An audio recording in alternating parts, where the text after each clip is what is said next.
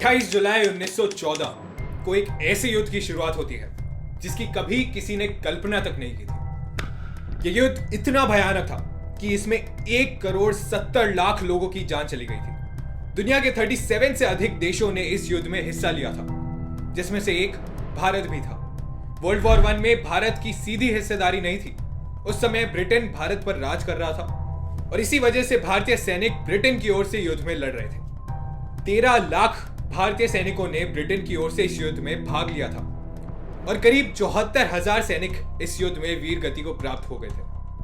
भारतीयों ने world war 1 में विशेष योगदान दिया है, लेकिन भारतीयों के इस योगदान के बारे में बहुत कम ही चर्चा होती है। तो आइए आज इस बारे में बात करते हैं। और साथ ही एक सवाल और मन में आता है कि यदि भारत उस समय एक स्वतंत्र देश होता तो क्या भारत इस युद्ध में हिस्सा लेता?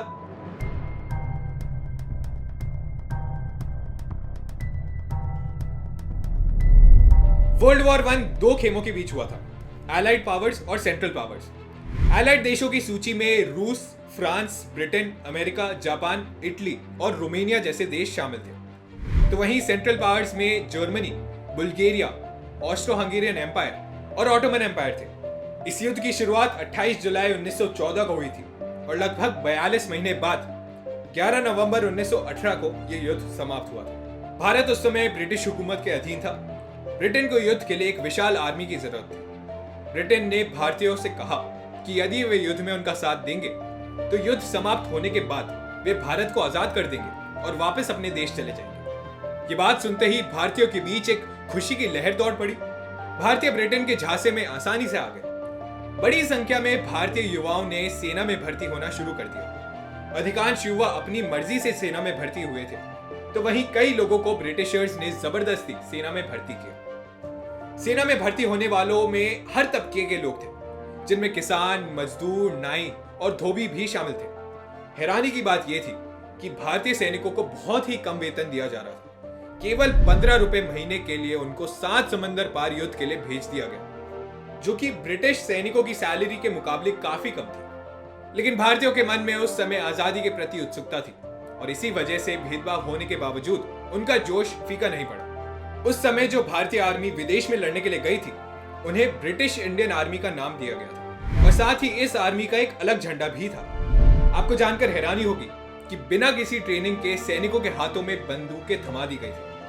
भारतीय सैनिकों को एडवांस टैंक, आधुनिक बंदूक और विदेशी सरजमी पर लड़ने का कोई भी अनुभव नहीं था। भारतीय सैनिकों को कुल 7 फोर्सेस में डिवाइड किया गया था। इन्हें दुनिया के अलग अलग देशों में लड़ने के लिए भेजा गया। इन फोर्सेस में भारत के कोने कोने से सैनिकों की भर्ती की गई थी। फोर्स ए में लाहौर और मेरठ डिवीजन के सैनिक थे। सन 1914 में अक्टूबर-नवंबर के दौरान इस फोर्स ने अपना पहला युद्ध लड़ा था, जिसे बैटल ऑफ यप्रे कहा जाता है। इस युद्ध में जर्मनी की सेना ने इंडियन सोल्जर्स पर हार्मफुल गैसेस का इस्तेमाल किया था और यह पहली बार था कि किसी युद्ध में गैस के हथियारों का इस्तेमाल किया गया।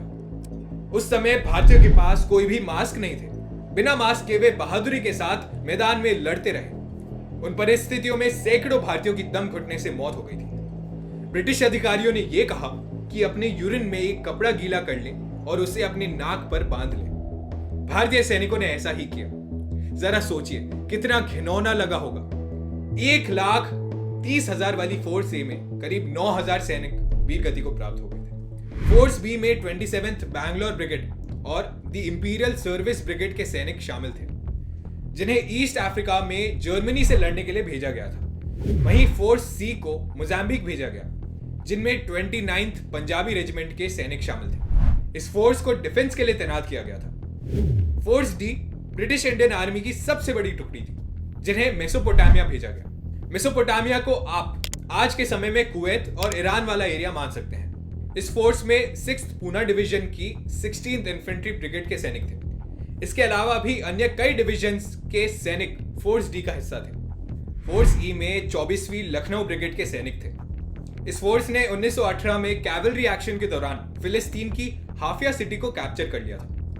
वहीं फोर्स एफ में 10th और 11th इंडियन डिवीजन के जवान थे, जिन्हें स्यूज कैनाल को डिफेंड करने की जिम्मेदारी सौंपी गई थी। 7वीं और अंतिम फोर्स जी में 29th ब्रिगेड के सैनिक थे, जिनमें कई गोरखा और सिख जवान भी शामिल थे। इन्हें गैलीपोली पेनिनसुला भेजा गया ये वेस्ट टर्की वाला एरिया हुआ करता था। फोर्थ जी ने third battle of Krithia, battle of Gully Ravine और बैटल ऑफ सारी बेर में भाग लिया। लेकिन ये सब भारतीय सैनिकों के लिए बिल्कुल भी आसान नहीं था। भारतीयों को पेट भरने के लिए उपयुक्त खाना भी नहीं दिया गया था। कई जगहों पर तो सैनिकों ने अपने घोड़ों को मारकर उनका मांस पकाकर खाया। करीब 2 लाख जानवर ब्रिटेन को प्रदान किए गए थे और करीब 37 लाख टन खाद्य सामग्री ब्रिटिश आर्मी को भेजी गई।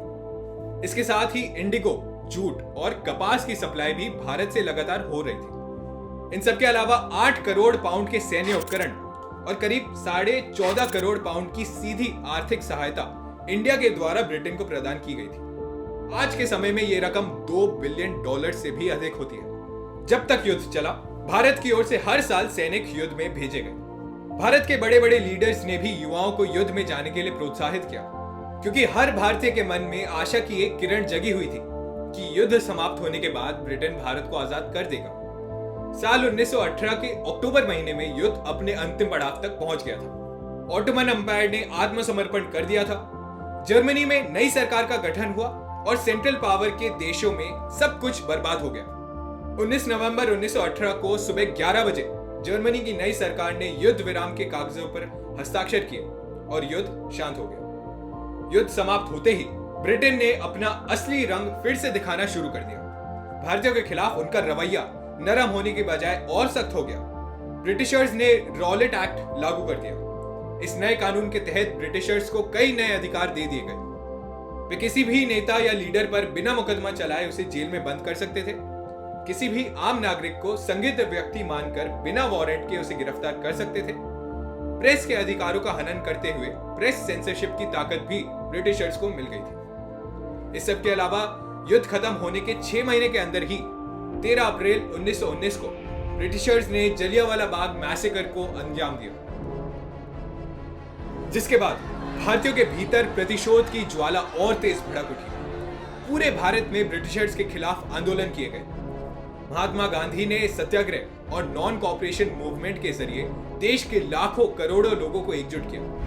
वर्ल्ड वॉर 1 में भारतीयों के सहयोग का कर्ज ब्रिटेन इस तरह चुकाएगा, ये किसी ने सोचा नहीं था। आखिरकार ब्रिटेन को भी मानना पड़ा कि भारत ने कठिन परिस्थितियों में उसका भरपूर साथ दिया है और 11 भारतीय सैनिकों को ब्रिटेन ने सर्वोच्च वीरता पुरस्कार विक्टोरिया क्रॉस से सम्मानित किया। शायद आपको ना पता हो कि इसी के बाद दिल्ली में इंडिया गेट का निर्माण कराया गया, जिस पर फर्स्ट वर्ल्ड वॉर के दौरान शहीद होने वाले सैनिकों के नाम अंकित है। लेकिन अगर भारत को 1914 से पहले ही ब्रिटेन से आजादी मिल जाती, यानी वर्ल्ड वॉर 1 के शुरू होने से पहले यदि भारत एक स्वतंत्र देश होता, तो क्या भारत इस युद्ध का हिस्सा होता?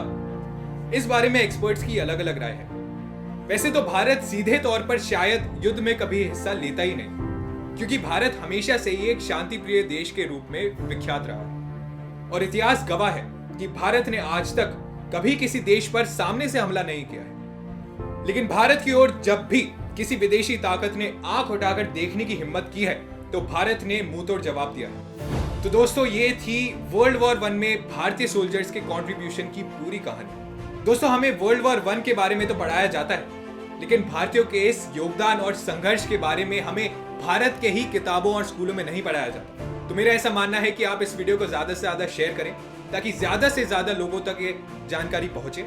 और वीडियो पसंद आने पर इसे लाइक भी जरूर करें। और अगर आपको हिस्ट्री में रुचि है, दिलचस्पी है, तो हमारे चैनल को जरूर सब्सक्राइब करें और कमेंट सेक्शन में मुझे लिखकर बताइए कि अगले कौन से टॉपिक पर आप वीडियो देखना चाहें।